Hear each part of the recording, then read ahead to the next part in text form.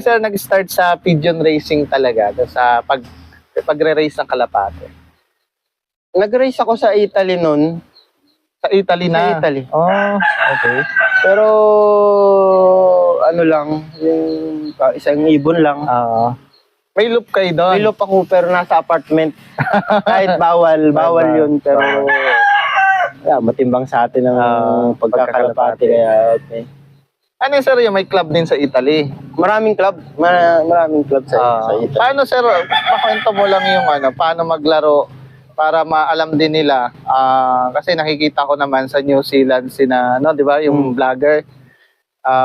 Yun, sa inyo sir, paano ka nag-start mag-race ng kalapati sa Italy po?